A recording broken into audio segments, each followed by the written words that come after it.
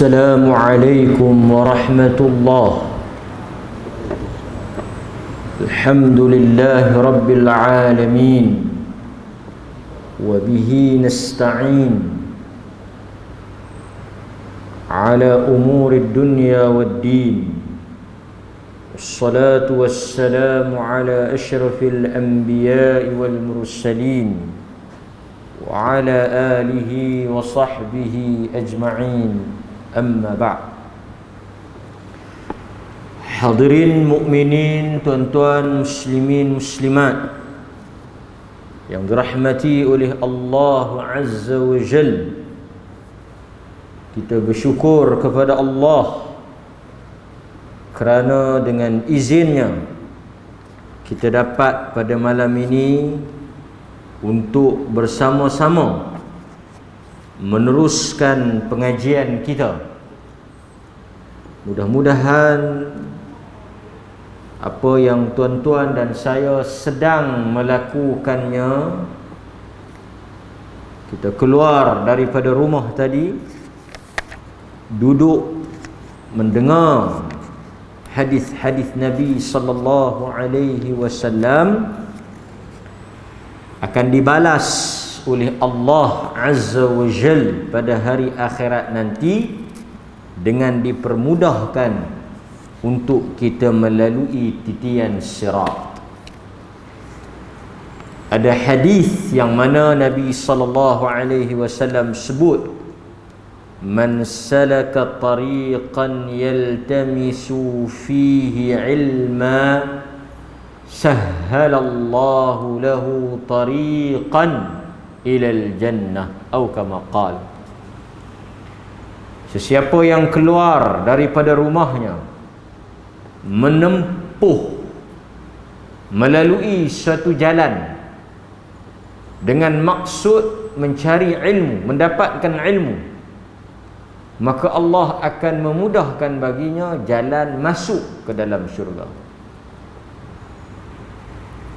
Disebut oleh para ulama, makna dipermudahkan jalan ke syurga itu, salah satu maknanya dipermudahkan untuk kita melintasi titian sirat.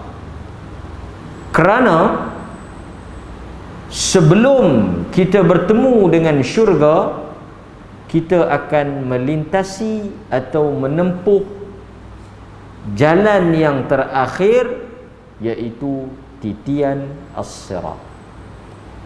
Jadi mudah-mudahan tuan-tuan, apa yang kita lakukan ini termasuk di dalam perkataan Nabi sallallahu alaihi wasallam.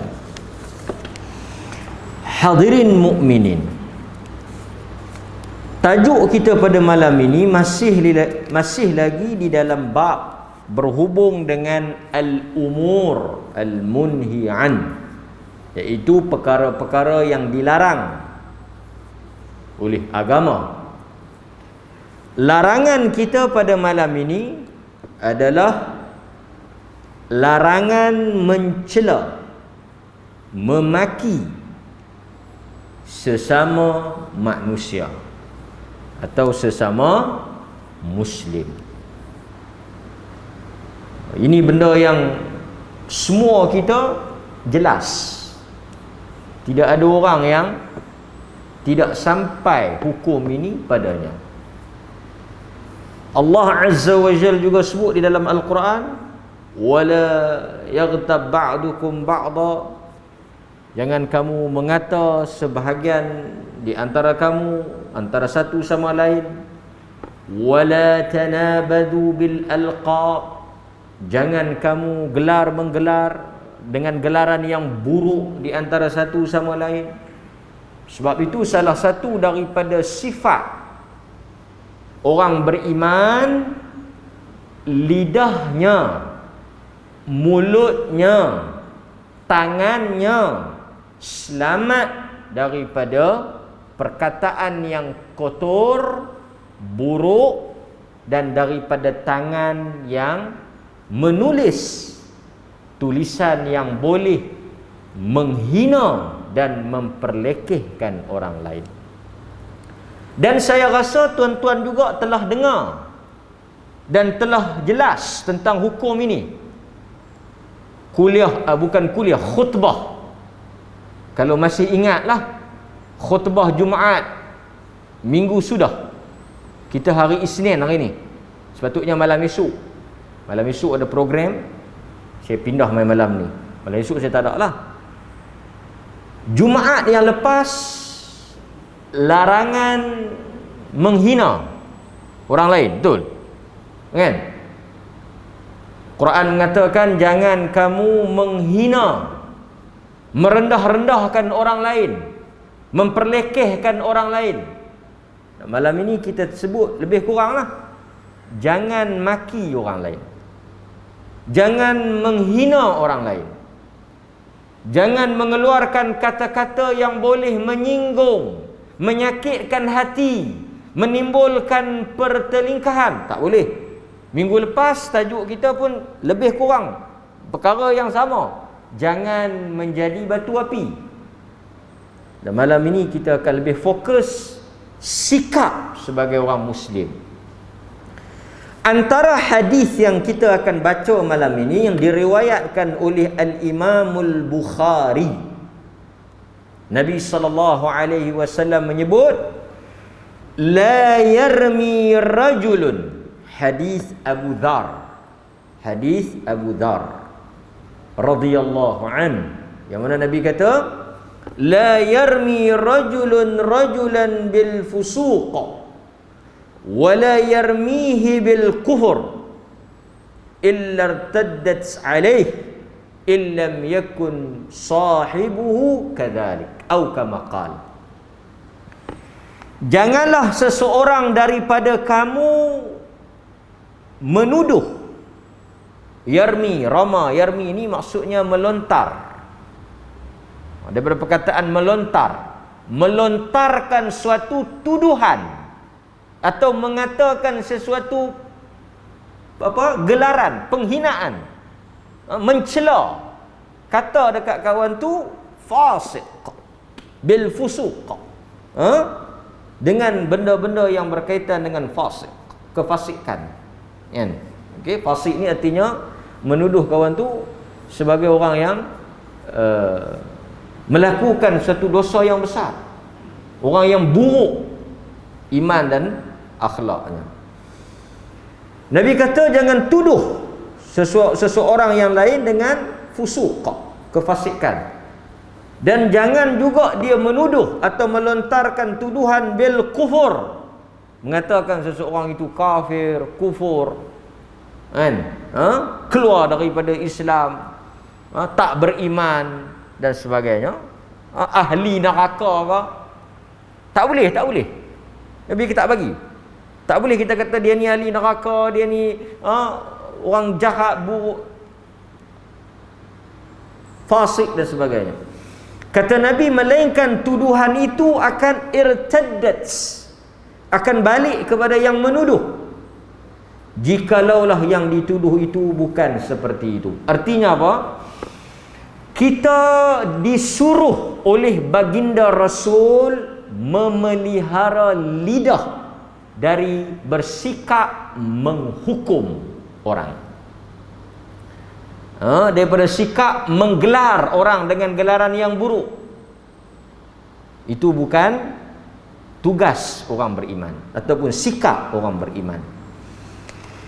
Kata Al-Hafidh Al-Imam Ibn Hajar Al-Asqalani rahimahullah, sesiapa yang menuduh atau berkata kepada seseorang dengan mengatakan kamu fasik atau engkau kafir, dan tuduhan ataupun perkara yang dituduh itu tidak benar, tidak benar, melainkan tuduhan itu akan balik kepadanya. Nampak? Hadirin mukminin, dalam Islam, perkara yang selalu diingatkan oleh Nabi SAW kepada kita ni, dia berhubung dengan akhlak. Larangan mencela ni, kalau kita tengok, dia masuk di dalam bab akhlak, di dalam bab adab. Sebab itu tuan-tuan, iman tak boleh dilihat. Tuan-tuan dan saya, kita semua dalam masjid ni, kita mengaku kita beriman. Saya mengaku beriman, tuan-tuan mengaku beriman. Tetapi iman sesuatu yang tidak boleh dilihat. Saya tak boleh nampak iman tuan-tuan, dan tuan-tuan pun tak boleh nampak iman saya. Iman saya besar ke, iman saya kecil ke, iman saya tinggi ke, iman saya rendah ke, tuan-tuan macam mana iman tuan-tuan? Saya tak boleh nampak. Iman sesuatu yang tak boleh tengok. Hang beriman tak? Beriman? Mana nak tengok? Tunjuk mai. Mana dia iman hang? Iman abstrak. Tak boleh kelih. Kalau orang minta tunjuk kat tuan-tuan, mari aku nak tengok iman hang. Satu orang masuk minta meminang anak tuan-tuan. Hang beriman tak? Beriman? Besar mana iman hang? Tunjuk aku nak tengok. Nak jadi menantu aku? Nak ukak tengok? Tak boleh.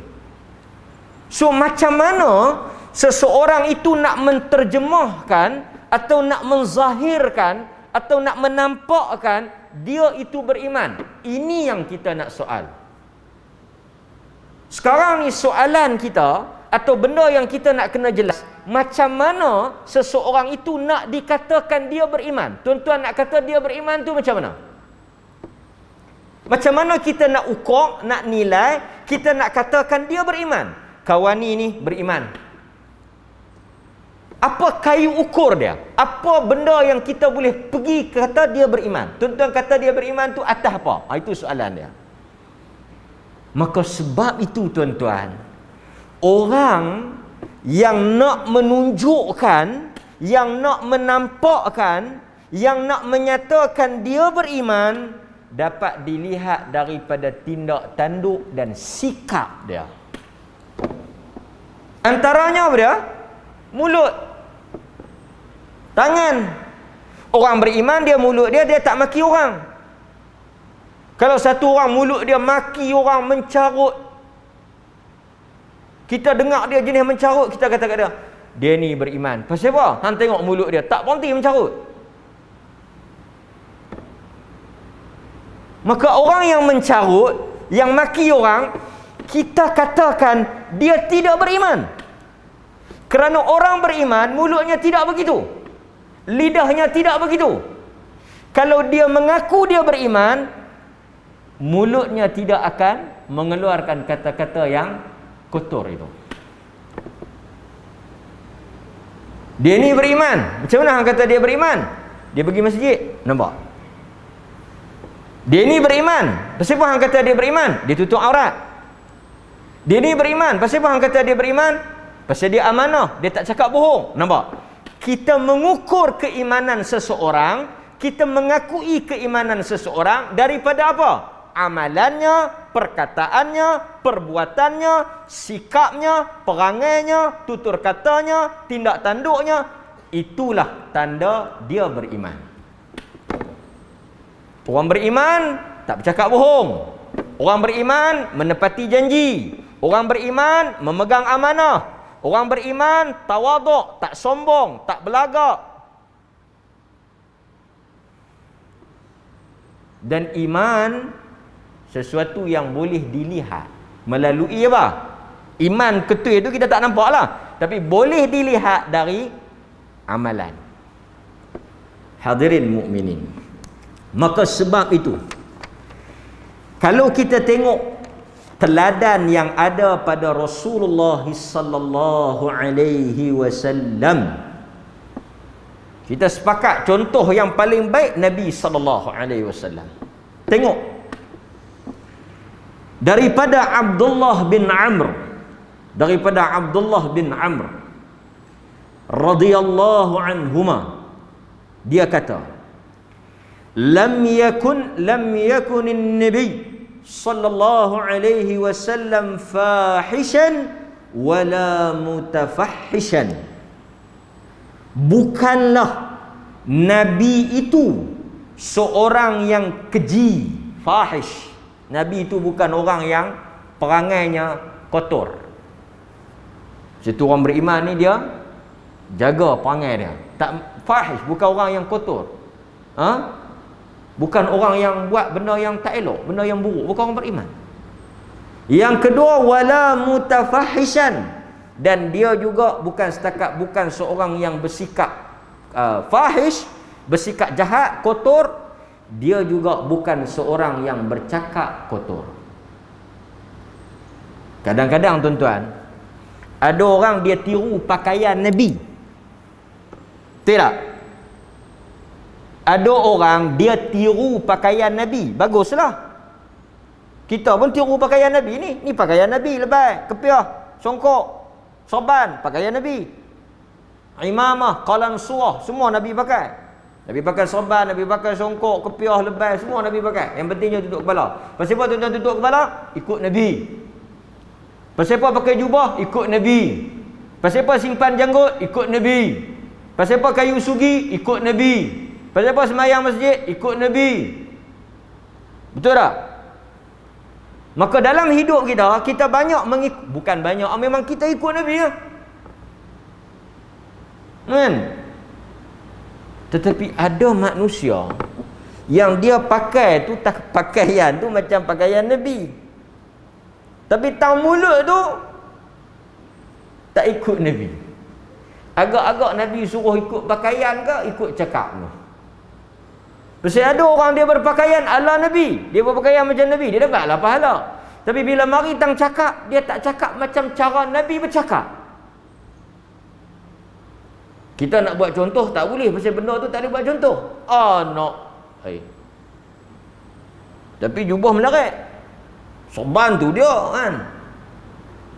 Bukanlah masalah tak boleh tak. Kita kata Nabi innama bu'ithtu. Tengok, innama bu'ithtu. Sebab itu kita kata apabila awak nak mengikuti Nabi, hendaklah mengikuti Nabi pada ajaran Nabi, pada apa yang Nabi suruh kita buat. Pasal itu Nabi kata innama bu'ithtu, aku dihantar oleh Tuhan. Allah Ta'ala hantar aku ni untuk apa?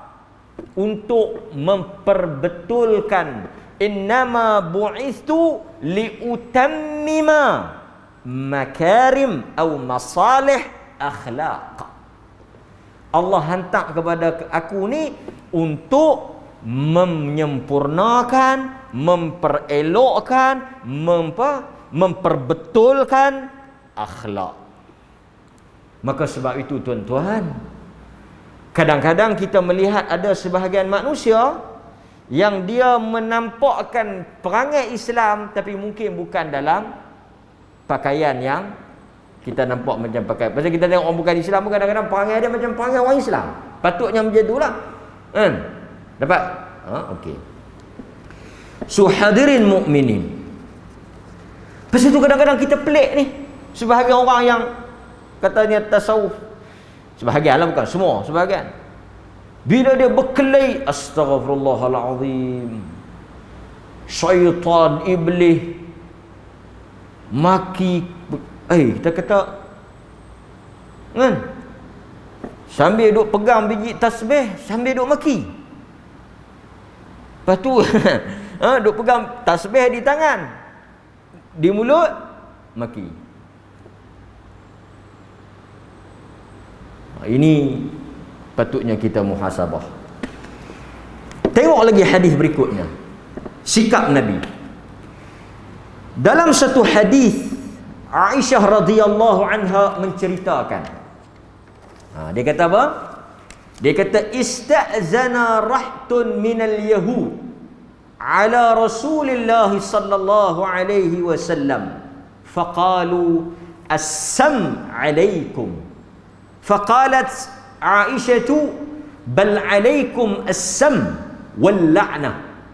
Faqala Rasulullah sallallahu alaihi wasallam ya Aisyah inna Allah yuhibbur rifqa fil amri kullih. Qalat alam tasma' ma qalu? qad qultu wa alaikum atau kama qala. Hadis yang kita selalu dengar. Cerita apa ni? Aisyah kata ista'dzana rahtun minal yahud, telah minta izin satu kelompok daripada orang Yahudi mai nak jumpa Nabi SAW. Bila depa masuk jumpa Nabi, depa kata assam alaikum. Depa maki Nabi. Assam alaikum, maki ya. Maki. Perkataan asam tu kalau nak terjemahnya mau celaka, artinya depa maki Nabi ya. Siapa yang dengar? Aisyah dengar. Nabi pun dengar. Nabi kata wa alaikum. Nabi tak kata wa alaikumussalam. Nabi kata wa alaikum. Dan ke atas kamu apa yang kamu kata. Depa kata dekat Nabi, depa kata dekat Nabi, celakalah, kita terjemah celakalah engkau Muhammad. Nabi jawab, apa yang kamu kata jugalah untuk kamu. Tapi Nabi tak sebut. Yang Nabi tu dia tak sebut. Sebab itu Nabi ni dia memilih perkataan yang dia nak cakap. Sebab itu kita orang beriman, bila kita nak cakap, kita kena pilih perkataan yang kita nak cakap. Tutur kata kita yang kita nak keluar tu kita kena pilih. Sebab apa? Sebab Nabi dia tak sebut perkataan yang, pasal tu Quran, tengok Quran. Quran bila dia nak kata hubungan suami isteri, Quran tak sebut tu perkataan jima' tu. Quran sebut apa? Sentuh. Halus pemilihan kata tu. Kan? Pasal tu Nabi tengok Nabi. Nabi kata apabila salah seorang daripada kamu berada di atas isterinya dan dia berusaha di atasnya. Tengok perkataan yang dia guna. Dia tak sebut perkataan yang direct, dia sebut secara berlapik. Kan? Nampak? Okey. Kemudian Aisyah jawab. Aisyah kata bal alaikum as-sam wal la'nah. Aisyah kata bahkan celaka dan laknat ke atas hangpa. Aisyah jadi geram dengar orang maki Nabi, dia bangkit, dia pergi balas bagi pihak Nabi. Dia bangkit mempertahankan Nabi.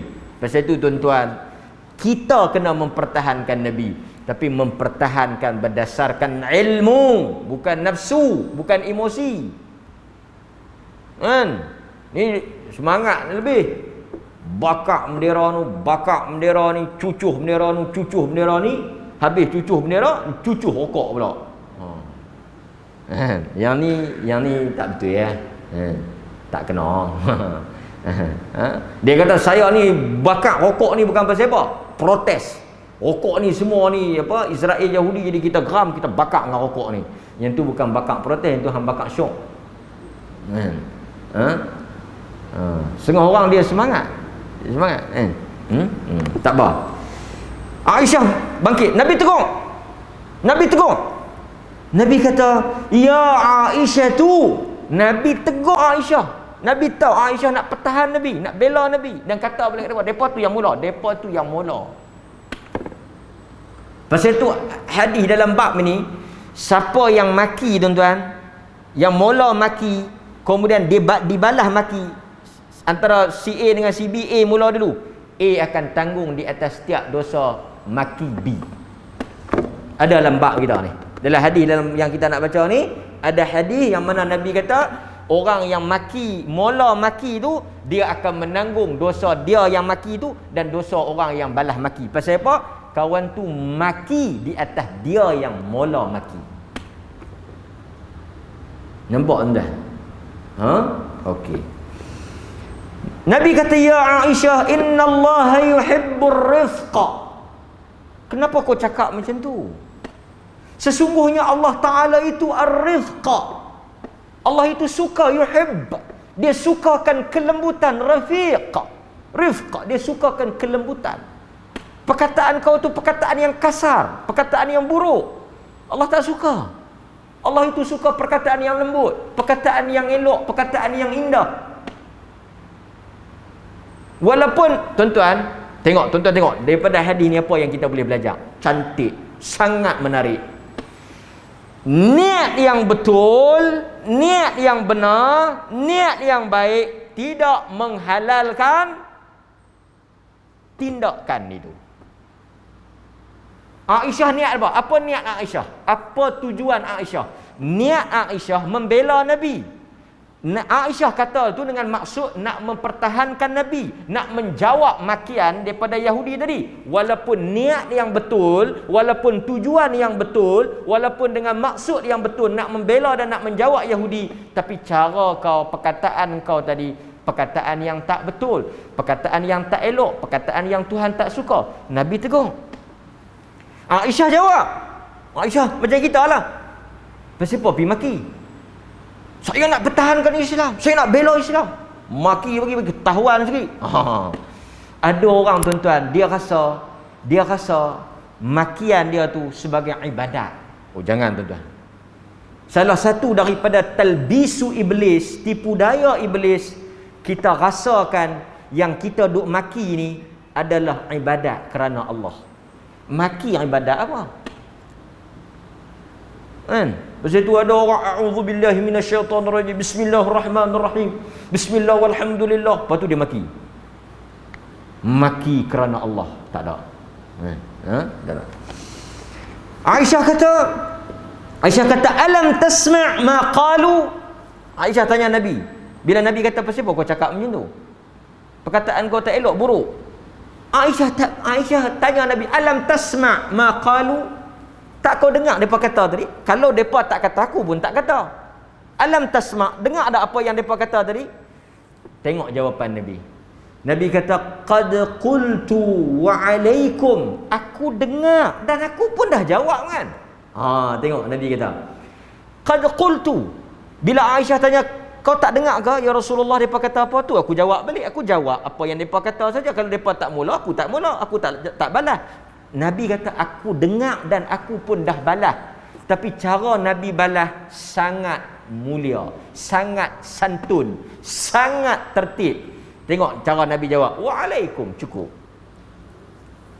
Nabi tak kata perkataan waalaikum. Apa hang kata kat aku, sama balik kat hang.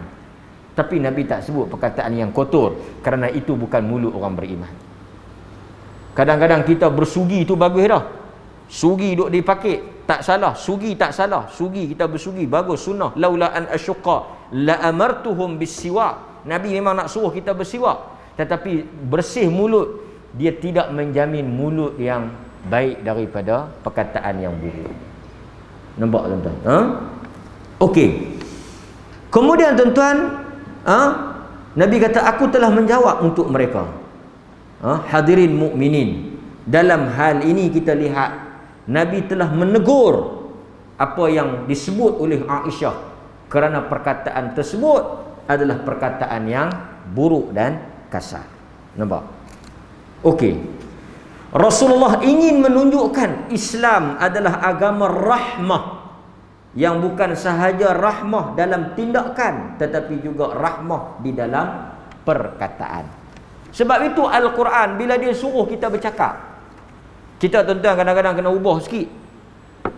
Melayu mati kita sebut meninggal dunia. Orang bukan Islam mati kita sebut mampu.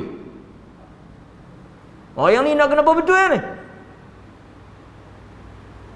Dia pun kata, contoh kan, asing mati. Hei, apa hang sebut mati? Tu dia ajak itu dia. Asing mampu. Saya pun tak tahu mazhab mana pergi ajak. Nabi SAW tuan-tuan bukan setakat dia tak cakap, dia bangkit. Jenazah kafir lalu, Nabi bangun. Dia berkata, ya Rasulullah, kafir. Bukankah dia manusia? Bukankah dia manusia? Nampak tuan-tuan sikap Nabi? Pasal tu bolehkah kita nak cakap elok-elok pada orang kafir yang mati? Dia manusia. Tak perlulah kita, memanglah dia ahli neraka, tapi tak payahlah pergi kat keluarga dia. Padan muka poang. Adakah betul? Memang perkataan kita betul. Memang dia ahli neraka, dia mati sebagai kafir. Tapi apakah boleh kita mengucapkan kata-kata Nabi tak bagi? Pasal itu tuan-tuan, ada bab tentang larangan menghina orang yang dah mati. Next kuliah kalau sempat lagi saya sebut sikit lah, pasal ada isu pasal Nabi kata jangan hina orang yang sudah mati. Jangan sebut perkataan yang buruk tentang orang yang dah mati, kerana dia akan menyakitkan orang yang hidup. Nabi tak bagi. Hatta pada orang kafir. Hatta kepada jenazah orang kafir. Pasal tu kalau jenazah orang kafir mati, kita sebut mati, meninggal dunia. Cuma kita tak sebutlah perkataan-perkataan mesti mendoakan rahmat untuk dia, tak boleh lah. Kan? Semoga dia bersemadi dengan tenang. Itu kita tak sebutlah, pasal tak boleh mendoakan kerahmatan dan keampunan pada orang yang memang dah mati atas kafir. Itu tak boleh. Tapi setakat kita sebut, dia telah mati, okey lah. Dia telah meninggalkan dunia. Kita sebut banyak jasa dia. Sebut benda-benda yang baik, tak salah. Kerana Quran, apabila dia suruh kita orang Islam bercakap, dia tak kata cakap dengan orang Islam baik-baik, dengan orang bukan Islam pemaki pit. Tak, Quran tak ajak macam tu. Quran kata waqulu linnas, waqulu linnas, dan berkatalah, bercakaplah linnas, kepada manusia umum, annas. Dalam Al-Quran kadang-kadang Allah kata ayyuhan nas, termasuk orang kafir. Kalau Allah kata ya ayyuhallazina amanu, kita saja yang orang Islam, orang kafir tak masuk dalam tu. Allah kata waqulu linnas, orang kafir pun kita kena kata perkataan yang baik, cakap dengan elok-elok. Itu akhlak orang beriman. Boleh kita ziarah, tak ada masalah. Kita menziarahi, hatta Nabi ketika riwayat dia sakit, Nabi pergi ziarah. Bahkan di kalangan, tuan-tuan, di kalangan sahabat Nabi, ada tak ahli keluarga mereka yang bukan Islam? Di kalangan sahabat Nabi ada tak keluar? Mereka menziarahi dan menguruskan jenazah. Cuma jangan kita pergi mengikuti upacara mereka, sudahlah kan. Duduk tunduk, duduk pacak, duduk kan. Tak boleh lah. Okey. Menangis tak apa. Menangis tak ada masalah. Sedih. Takkan kita pergi duduk gelak, pasal apa hang gelak? Biar situasi. Nampak? Dalam hadis yang diriwayatkan oleh Al-Imam Al-Bukhari, ada seorang lelaki, hatta orang tuan-tuan, orang jahat pun kita tak boleh nak kata lebih-lebih. Tengok hadis ni. Hadis ni pun tuan-tuan duk baca banyak kali dah, tuan-tuan hafal dah. Hadis satu orang laki-laki nama Abdullah, yang orang gelar dia Kaldai, Himar. Nama dia Abdullah, tapi orang kenal dia dengan panggilan Himar. Dia ni masalahnya kaki minum. Kaki minum, maksud kaki minum ni bukan jenis minum sekali sekala, memang minum lah. Memang kaki minum lah kan. Bila kita sebut kaki tu macam tuan-tuan lah. Tuan-tuan, mat Jumaat seminggu sekali, orang kata kaki masjid tak? Kaki masjid tak? Dia ni kaki masjid awak raya ya pi. Bila nak dapat gelaran kaki tu, mesti orang yang memang regularly, orang putih kata, selalu duk main. Dia ni memang kaki minum, mudmin, penagih kan. Dia ditangkap sebab bila main tangkap sebab satu orang laki-laki geram kot, ataupun mungkin lajak sikit kot, dia kata apa, kau ni minum arak, yang betul minum arak. Dia kata ya Allah, laknatlah Himar ni. Kerap sungguh dia ni kena. Dia geram kot banyak kali. Dia kata ya Allah, hang laknat buang mamat ni. Tak berhenti kan, macam kita lah geram kan. Tak sudah perangai dia, duk minum tak berhenti-berhenti, laknat buang. Dia sebut Nabi SAW yang ada dalam majlis tu, Nabi tak macam kalau kita bubuh lagi, kata lagi, kan. Kita akan niat Nabi tegur. Nabi tegur siapa? Nabi masuk belah siapa? Nabi masuk belah tu yang minum arak. Mau kalau ada zaman kita lagu ni, liberal lah. Kena liberal dah. Apa tahan minum arak? Tak, kita bukan. Sebab itu tuan-tuan kena beza. Kita membenci perbuatan dia. Minum arak itu berdosa besar. Tetapi batang tubuh manusia yang minum itu, kita tak benci dia. Waktu dia minum kita benci. Selain daripada waktu tu, contoh satu orang, dia buat dosa, dia main semayang. Macam mana kita layan dia? Sesama Muslim. Dia bagi salam, kita jawab. Jangan duk jawab. Pasal apa? Dia ni kaki ekor. Tak apalah, tu satu bab. Itu satu urusan. Kan? Itu satu dosa dia. Tapi dalam masa yang sama, dia Muslim. Dia bagi ikan kenduri, kita pergi. Kan? Itu tak memutuskan hubungan kita. Pasal tu, pak mak kita, Kalau dia tak semayang sekalipun, tak putus hubungan kita. Tetap kita berbuat baik pada dia. Tak boleh maki. Satu anak main masjid, pok mak dia tak main masjid, balik maki berkandang. Boleh? Tak boleh. Yang tu dia panggil semangat tanpa ilmu. Sehari bulan dia masuk neraka. Pasal derhaka pada mak bapak dia. Nampak? Okey? Lalu Nabi SAW kata, jangan kamu melaknatnya. Sesungguhnya demi Allah, aku mengetahui dia sangat mencintai Allah dan Rasulnya. Dan juga ada hadis lain yang Nabi SAW tegur, kan? Sahabat kata bila kami pukul dia, ada yang pukul dengan kain, ada yang pukul dengan pelepah tamar. Banyak orang duk pukul. Satu orang lagi bukan takat pukul, maki. Pukul cukup lah, maki tak boleh. Walaupun dia minum arak, tak menghalalkan kita maki dia, betul tak? Tak boleh. Dosa-dosa kita kena beza, jangan melampau. Jangan melampau. Nabi kata apa? Hang jangan duk tolong syaitan. Nampak? Artinya apa? Yang menambah kepada makian itu adalah godaan syaitan. Nabi kata jangan bantu syaitan. Kata kat siapa? Kata kat yang maki orang minum arak tadi. Nampak tuan-tuan? Dan saya juga nak ambil kesempatan ini. Marilah kita semua, tuan-tuan, di dalam bab yang sama bermuhasabah. Saya tengok hari ni, sehari dua ni kita banyak dengar tentang kematian. Memang telah diajar dalam agama kita, telah lengkap. Tadi kita sebut tentang larangan mencela orang yang hidup. Sebenarnya kalau tuan-tuan tengok Al-Imam Nawawi, selepas dia bawa bab larangan mencela orang hidup, next bab dia larangan mencela orang yang dah mati. Nabi SAW sebut dalam hadis Bukhari. Tengok tuan-tuan, hadis ni. Orang yang hidup jangan maki ya. Yang mati pun lagi tak boleh maki.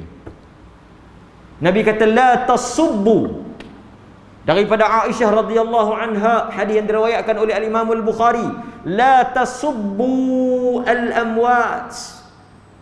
Jangan kamu maki, sabba yasubbu. Jangan kamu maki, mencela, menyebut sesuatu yang buruk tentang orang yang telah mati. Fa innaha qad afdau ila ma qaddamu, kerana mereka telah sampai kepada apa yang telah mereka lakukan di dunia. Nabi kata mereka telah pergi kepada apa yang Tuhan sediakan. Maksudnya mereka telah tamat, urusan mereka di dunia telah tamat, dan mereka akan mendapat habuan mereka. Kalau kita piduk kata pula, balik benda tu kepada kita. Sebab itu tuan-tuan, bila kita dengar siapa-siapa saja mati harta orang bukan Islam, tambah orang Islam, sebut benda-benda yang baik. Jangan kita komen apa perbuatan dia sebelum ni ke, sikap dia ke, apa pekerjaan dia ke sebelum ni ke. Kita jangan jadikan benda tu sebagai penghukum untuk dia. Tak. Sebab kita tak tahu di sisi Allah macam mana. Berapa ramai orang yang pada pandangan kita. Tuan-tuan tengok dalam hadis Bukhari, satu orang yang mati syahid, semua manusia kata dia syahid, Nabi kata dia ahli neraka. Dan kita juga baca dalam hadis pelacur yang masuk dalam, pasal ada orang kata dia ni, tuan-tuan, saya tak sebutlah mana-mana kes, tapi kita orang Islam memang telah diajar, apabila seseorang telah meninggal dunia, telah tamat urusan dia dengan kita sesama manusia, sekarang dia balik, dia di bawah perhitungan Allah. Kita serahkan dia kepada urusan dia kepada Allah, tak payah kita dihukum. Kan? Kalau kita nak sebut kebaikan dia, sebut apa-apa yang dia lakukan yang baik, kita doakan macam Nabi SAW buat kepada Abu Salamah. Ini juga tuan-tuan sepatutnya menjadi etika kita orang beriman. Bila kita pergi tengok orang jenazah, jaga mulut kita. Hatta sebelum mati pun kita tak boleh cakap dah benda yang tak elok, kan? Larangan cakap benda yang boleh memutuskan harapan, tak boleh. Tuan-tuan pergi dekat kawan tu nak mati, tuan-tuan pergi kata-kata yang benda yang hang ni jangan duk matilah, pasal kalau hang mati memang pi dah hang ni. Tu dia. Kan? Tuan-tuan pergi dia kata hang tu dia lah. Nabi kata jangan sebut satu perkataan yang boleh menimbulkan sangka buruk dia kepada Allah. Kita tu pi buat dia jadi sangka buruk kat Allah Ta'ala. Tak boleh. Dia ni memang tak guna ustaz, takkan nak cakap benda elok. Tu ni kita tenyih lagi bagi dia sedang. Dia nak sedang apa? Dia nak mati dah. Sebut benda-benda elok. Bagi dia harapan, bagi dia ada harapan. Kan? Walaupun tuan-tuan tahu dia tak semayang ke apa ke, Allah Ta'ala boleh ampun, tak ada masalah. Dia tanya macam mana? Dia tanya kita kan. Dia tahan duduk mengaji, aku nak tanya hang sikit. Aku ni mayang pun lintang pukang, mayang pun kadang-kadang. Kalau aku mati ni, Tuhan nak kira macam mana? Hang nak dengar betul ke jawapan? Oh, tu dia kita. Hang nak dengar sungguh ke? Yang aku mengaji dengan ustaz makalah hang ni sakar lah. Tempat hang sakar lah, hang beringat lah, hang sedia lah. Hang betul. Sebab lagu hang tak sembahyang ni neraka sakar, hang tahu tak? Tu dia tuan-tuan. Esok mangkit-mangkit kita hak yang tak dan bang main masjid ni duduk dalam sakar. Boleh jadi. Sebab tu kita sebut dekat dia tak apa. Mungkin ada kebaikan hang yang lain Allah Ta'ala kira. Dan kalau hang bertaubat lah ni, masih ada lagi peluang untuk hang bertaubat. Mudah-mudahan anak-anak hang doakan untuk hang. Dan Allah Ta'ala akan kira semua amalan hang. Jangan risau. Mungkin ada harapan lagi. Sebut benda-benda macam tu. Bagi dia harapan. Apatah lagi kalau dia dah meninggal dunia. Pasal tu Nabi bila masuk pergi tengok Abu Salamah, ziarah jenazah Abu Salamah, sahabat Nabi. Masa tu kaum keluarga fadajjan nas, kaum keluarga jadi macam tak keruan. Biasalah sedih. Pasal tu orang beriman ni dia orang beriman. Tuan-tuan bisa dengar tak perkataan hikmah? Hikmah. Kan Allah kata ud'u ila sabili rabbika bil hikmah wal mau'izatil hasanah wajadilhum billati hiya asan. Apa makna hikmah? Tuan-tuan, hikmah ni apa maksud hikmah? Hikmah ni bercakap sesuatu pada tempatnya, pada orang yang sesuai dengan keadaan yang sesuai. Itu hikmah. Itu hikmah. Tuan-tuan tengok kawan tu kematian ahli keluarga, tuan-tuan jangan sebut benda yang tak elok, sebut benda elok. Itu hikmah. Kita nak tegur pun tengok keadaan juga, tengok masa juga, tengok sesuai tak sesuai. Kan? Itu hikmah. Dengan budak-budak takkan kita cakap dengan cara orang tua-tua. Orang tua-tua takkan kita cakap dengan cara budak-budak. Tak sama. Itu hikmah. Nak tegur depan orang ke belakang orang ke, sesuai ke kita nak cakap waktu kematian, waktu kesedihan? Tak sesuai. Kadang-kadang kita masalah benda-benda yang ni tak payah bagi contoh lagi, sensitif, tak payah bagi contoh. Okey. Balik pada apa dia ni? Tajuk kita yang berkaitan mencela orang yang dah mati. Nabi kata dekat ahli keluarga, termasuk kita semua yang bila dengar kematian, Nabi kata, la taqul illa al-khair. La taqul illa al-khair. Jangan kamu sebut melainkan yang baik. Sebab tu tuan-tuan dengar siapa-siapa mati, sebut baik. Tok Bilal mati. Bukanlah Tok Bilal masjid ni. Mana-mana Tok Bilal mati. Tuan-tuan jangan kata, aku rasa Tok Bilal ni memang kena tibai lah. Pasal apa? Tuang tugah. Oh, janganlah. Tok Imam pun seminggu 2 kali tak main. Kena. Kul khair, kul khair. Sebut benda yang elok. Dia ada pasal tu tuan-tuan. Ulama bincang pasal apa Tuhan tak bagi kita dengar seksa kubur. Ulama bincang pasal apa kita tak boleh dengar seksa kubur. Salah satu sebab, ada banyaklah sebab. Salah satu sebab pasal apa Tuhan tutup kita dengar azab kubur, pasal tak mau bagi jatuh maruah ahli keluarga. Tak mau buka aib ahli keluarga dan tak mau buka aib si mati. Pasal tu tuan-tuan mengaji bab semayang jenazah kan? Semayang mandi jenazah kan? Orang yang mandi jenazah, orang yang amanah, tak boleh cakap benda tak elok, cerita benda-benda yang elok, tak boleh bongkar rahsia. Tu nampak tuan-tuan, kehormatan orang mati sama macam kehormatan orang hidup. Kan? Jadi hadirin mukminin, pasal apa kita kena cakap benda yang baik? Nabi kata fa innal malaikata yu'minuna ala ma taqulun, kerana malaikat mengaminkan apa yang kamu cakap. Marilah kita menjadi orang yang beriman, beriman dari sudut perangai kita, beriman dari sudut tutur kata kita, beriman dari sudut akhlak kita. Ini makna iman yang sebenar. Subhanakallahumma wa bihamdika asyhadu an la ilaha illa anta astaghfiruka wa atubu ilaik. Sallallahu ala nabiyyina Muhammad wa ala alihi wa sahbihi wasallam. Alhamdulillahirabbil alamin. Assalamualaikum warahmatullahi wabarakatuh.